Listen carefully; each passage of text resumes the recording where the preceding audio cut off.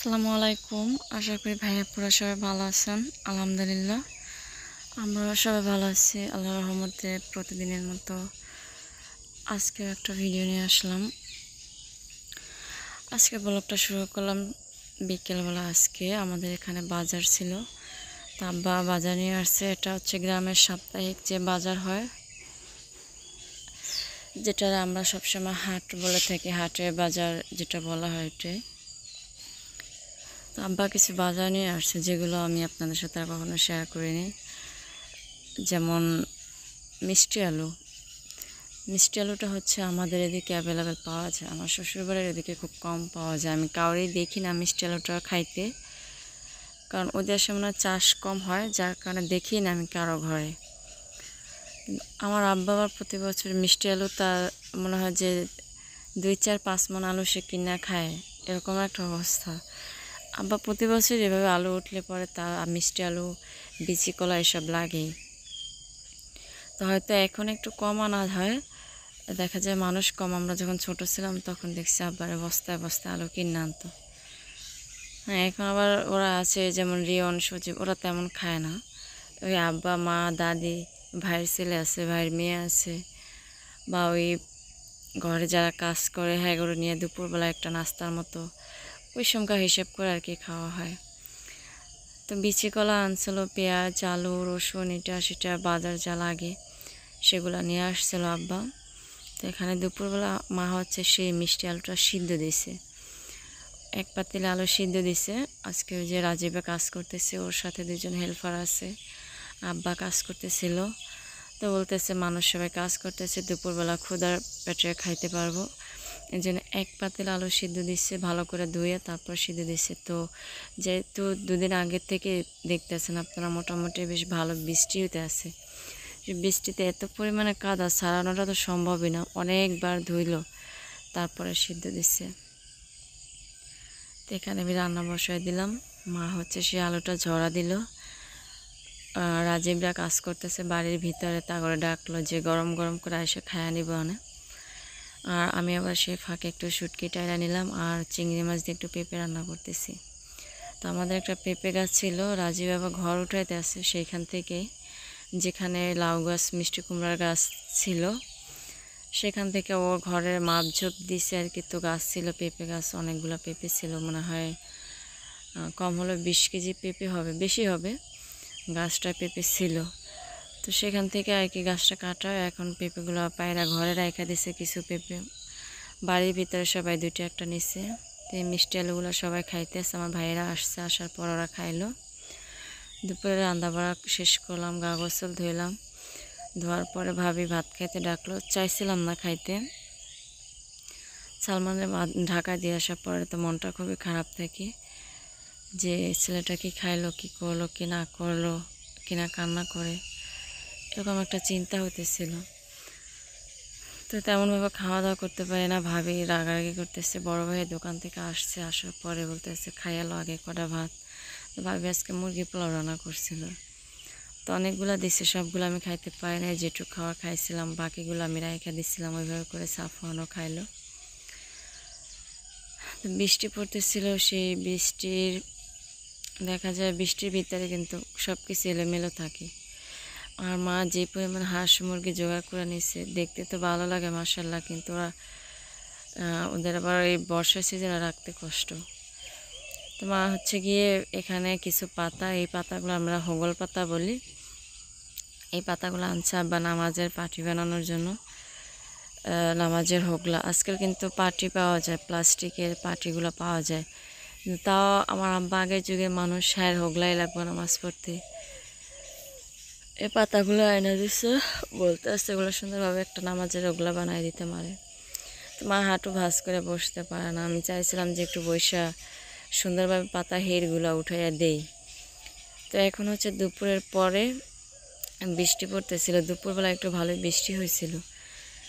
তো সেই বৃষ্টি পড়ার ফাঁকে মা এখন কিভাবে কাজ করবে, বৃষ্টির ভিতর বাইরে কাদা কাদা হয়ে গেছে। তো সেই ফাঁকে এই পাতাগুলো নিয়ে বসছে, তো 4-5টা যে আমি দেখাবো সুন্দর করে, 4-5টার যে অবস্থা করছে আমার মার হাঁস মুরগিগুলো, মানে বলার মতো না।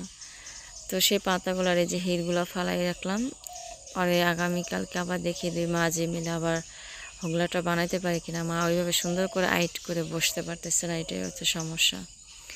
তো যে দিনের বেলা বৃষ্টি হয়েছে, রাতের বেলা উলি পোকা উইটা দেখেন পুরো আমাদের ঘরটা ভরে গেছে। শুধু আমাদের ঘর তা না, শুধুমাত্র বিল্ডিং ঘর বাদে যেগুলো মাটির ঘর ছিল তাদের ঘরের অবস্থাই এরকমের হয়েছে।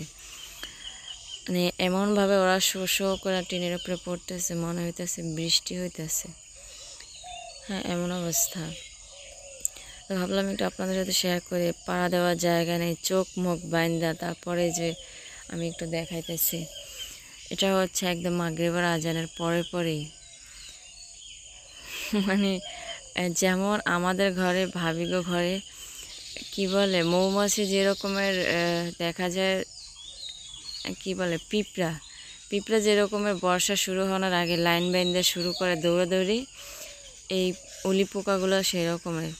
কিন্তু এগুলো কিন্তু সবই মরে যাবে, এগুলো থাকবে না। বলে না যে ওই পোকার পাখা গজে মরিবার তরে, এই মরণের লেগে সবগুলা মাটির নিচে থেকে উঠছে। আর পুরা ঘরগুলো একবারে মায়ের ছিদ্র করে ফেলাইছে, জানান না। মা শুধু বেচাল পাঠাচ্ছে, আমি এত কষ্ট করে লেপে পুষে রাখলাম, সেই ঘরের অবস্থা এমন করছে। ভাবির কাছে দেখতে এগুলো খুবই খারাপ লাগে, সেজন্য ভাবি ঘরের থেকে বের হয়ে গেছে।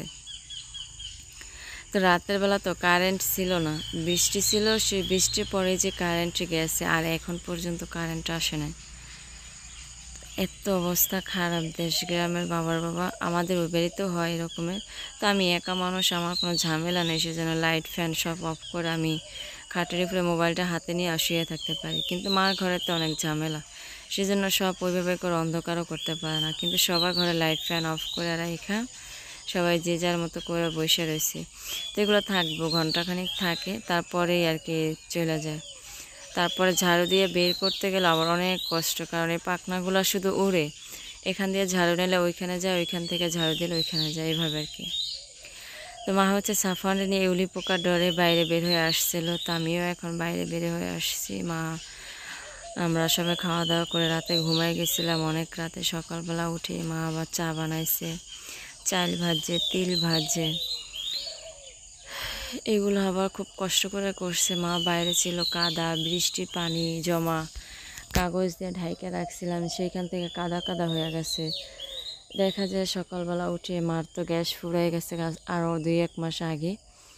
তো এই জন্য আর কি বাইরে পাতা দিয়ে জাল দিয়ে আনছে, আর সেই ফাঁকি এগুলো ভাইজে রাখা দিছে।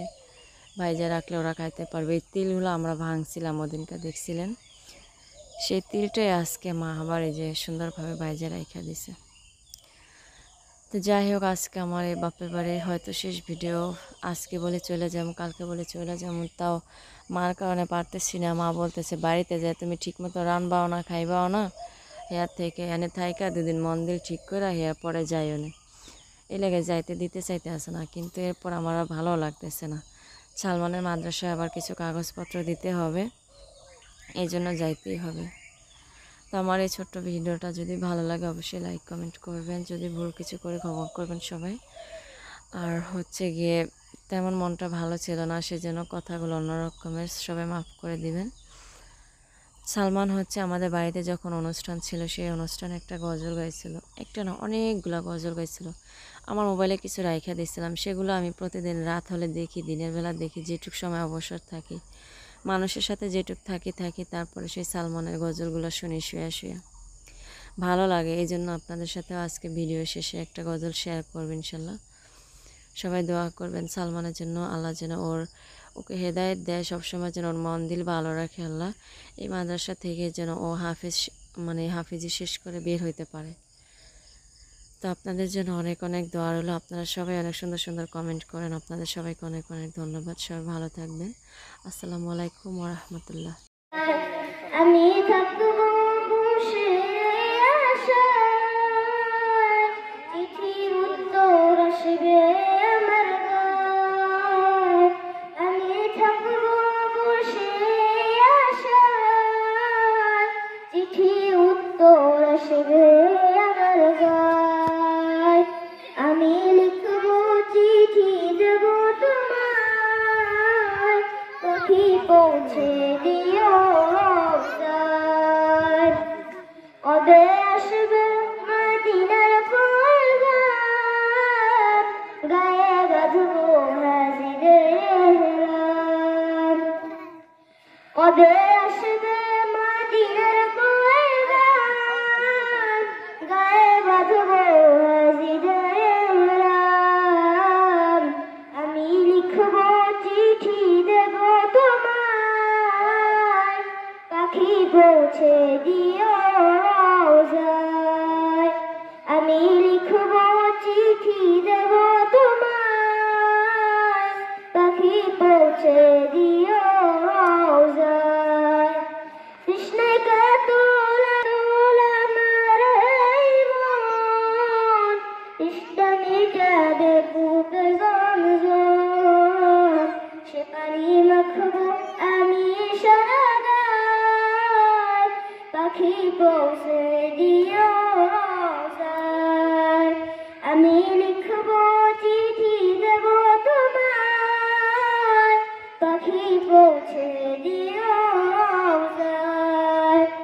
আমি লিখবো চিঠি দেব তোমায়, পাখি পৌঁছে দিও রওজায়। মাশাআল্লাহ।